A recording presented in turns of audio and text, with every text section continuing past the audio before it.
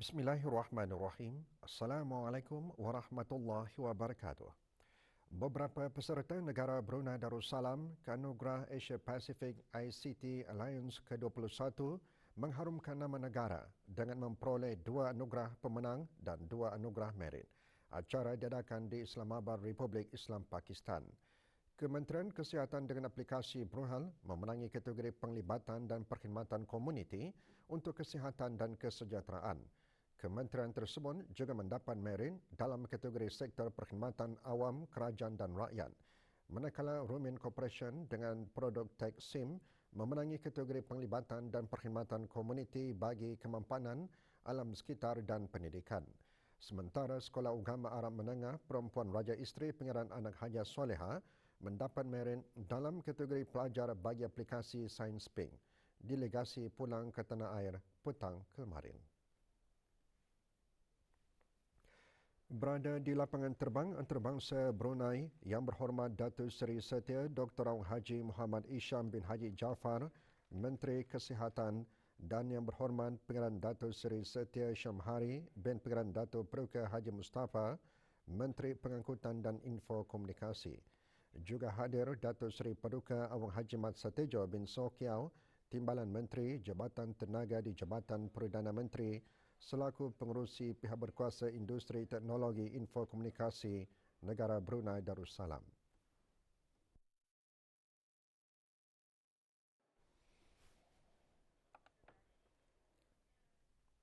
Mula diperkenalkan secara rasmi pada Mei 2020 oleh Kementerian Kesihatan semasa pandemik COVID-19, Bruhal bermula sebagai aplikasi mudah alih sehenti yang menyediakan platform secara maya untuk mengawal penularan COVID-19 di negara Brunei Darussalam melalui pengesanan kontak digital dan pengimbasan kod QR untuk masuk dan keluar dari premis. Pengintegrasian Bruhal dan Bruhims membolehkan aplikasi berkenaan dimajukan lagi menjadi aplikasi pengurusan kesihatan bagi rakyat dan penduduk dengan fungsi yang lebih luas. Aplikasi Bruhal boleh menentukan status kesihatan pengguna dan memetakan lokasi berisiko tinggi di seluruh negara. Kini tumpuan Bruhal dialihkan ke arah menjadi aplikasi kesihatan digital dengan pelbagai ciri kesihatan yang berguna. Ini termasuk akses kepada rekod kesihatan pribadi, janji temu dalam talian untuk vaksinasi COVID-19 dan pengurusan kesihatan seperti inisiatif BN on the Move. Pada masa ini, lebih 500,000 orang menggunakan Bruhal dengan lebih 200,000 orang menggunakannya setiap hari.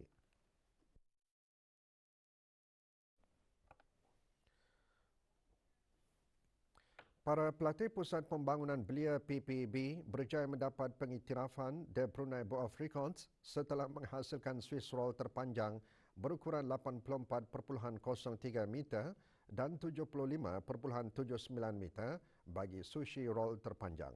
Penyerahan sijil pengiktirafan tersebut berlangsung pada majlis pelancaran YDC Carnival Mini Expo petang kemarin di Dewan Muhibah Brakas.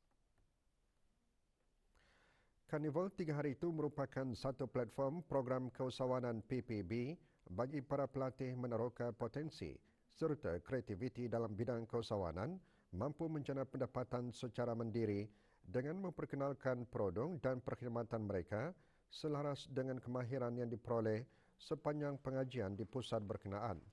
Pelancaran Karnival disempurnakan oleh Awang Haji Zakaria bin Haji Surudin, Setiausaha Tetamu Kebeliaan Kementerian Kebudayaan Belia dan Sukan.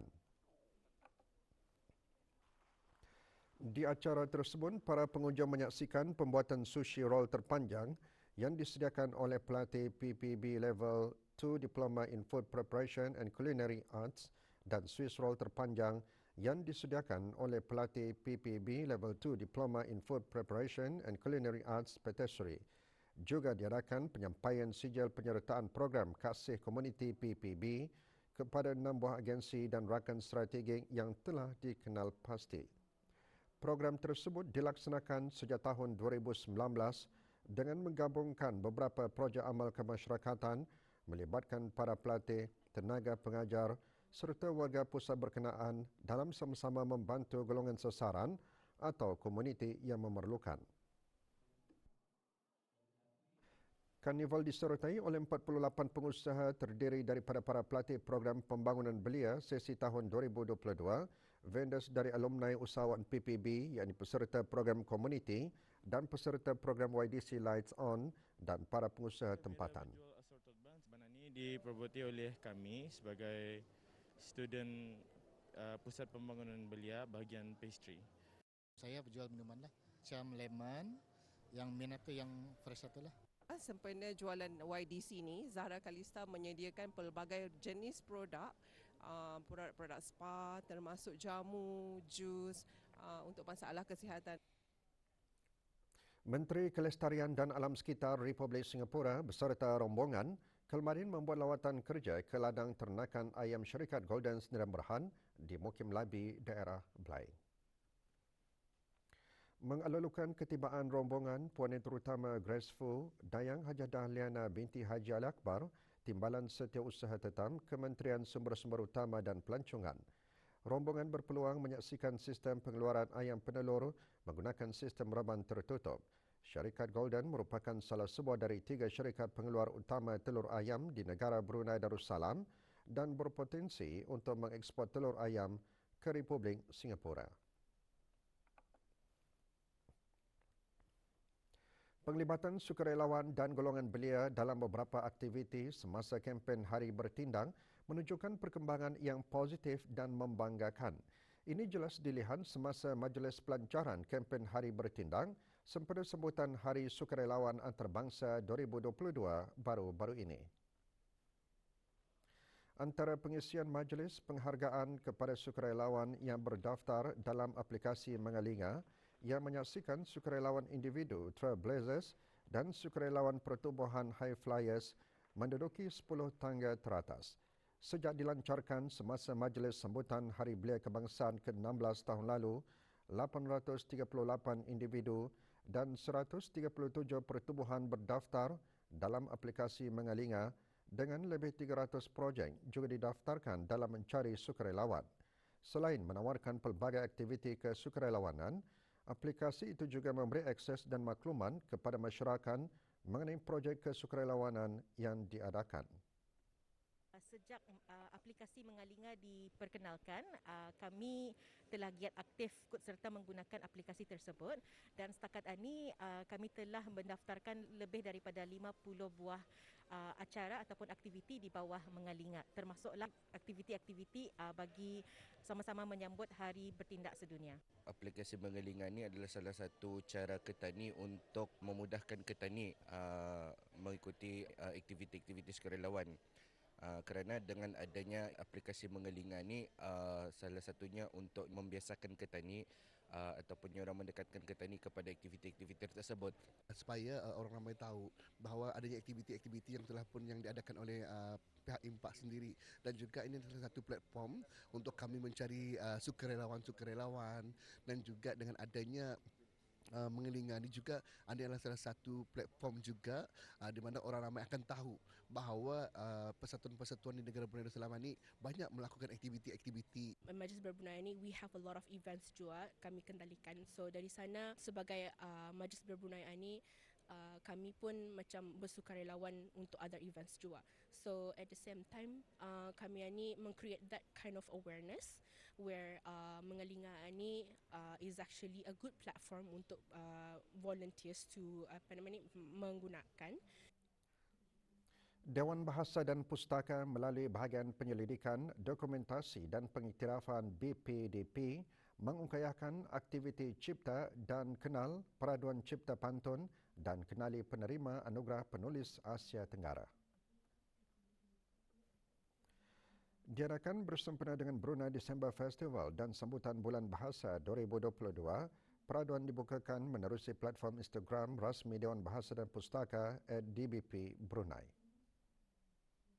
Aktiviti ini bertujuan untuk mengangkat salah satu warisan budaya Melayu sekaligus menggerakaktifkan penglibatan masyarakat terutamanya generasi kini dalam seni penciptaan dan aktiviti berpantun sekaligus untuk mengenalkan penerima anugerah penulis Asia Tenggara sekaligus menarik minat masyarakat untuk mengenal dan menyelidik biografi penulis Asia Tenggara dan juga karya-karya mereka. Peraduan Cipta Pantun dibukakan setiap hari Khamis dengan tema yang berlainan dan hanya 3 orang pemenang setiap minggu. Manakala untuk kenali penerima anugerah penulis Asia Tenggara diadakan sebanyak 3 pusingan iaitu setiap 10 hari dan 3 pemenang bagi setiap pusingan. Hadiah berupa buku terbitan Dewan Bahasa dan Pustaka.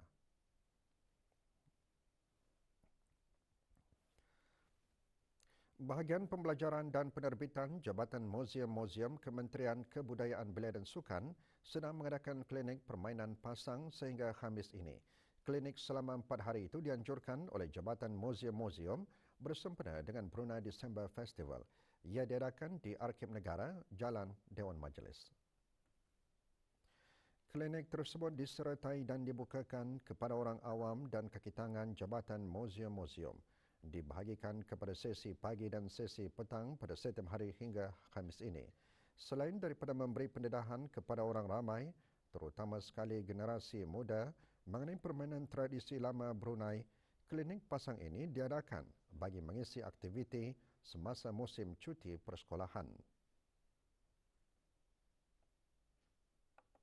There's a lot of things yang kami boleh belajar juga pasal banyak masa ni students indah banyak tahu pasal this game lah.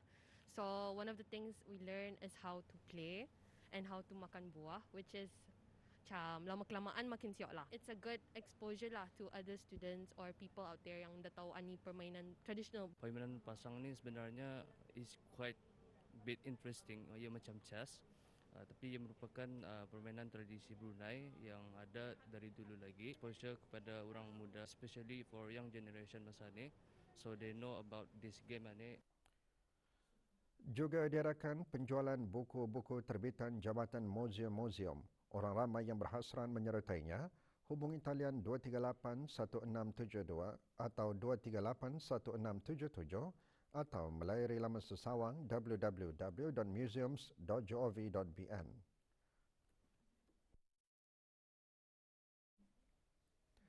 Juga bersempena dengan Brunei December Festival, sempena cuti persekolahan, Pusat Sejarah Brunei berpeluang menyertai aktiviti berhibur di HAM anjuran Jabatan Muzium-Muzium dengan kerjasama Sparks Companies dan Berhan. Aktiviti selama 3 hari itu berlangsung di Hub Tenaga Brunei Dermaga Diraja di Ibu Negara. Antara aktiviti yang diadakan kuis interaktif sejarah Brunei dan pameran Pusat Pengkajian Borneo Pen Borneo.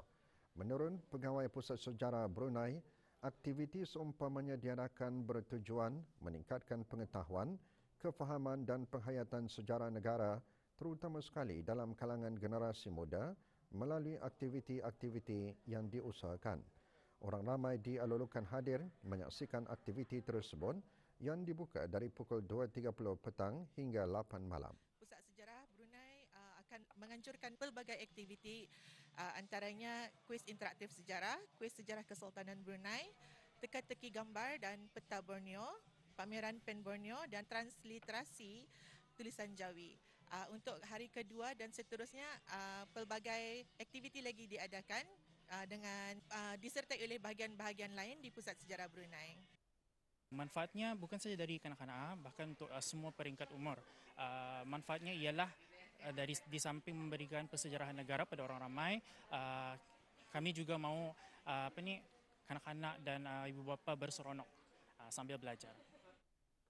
Status harian norma baharu COVID-19. 1 kes berada dalam kategori 4 iaitu memerlukan bantuan oksigen dan di bawah pemantauan rapi. Kementerian Kesihatan memaklumkan 430 kes dilaporkan sembuh.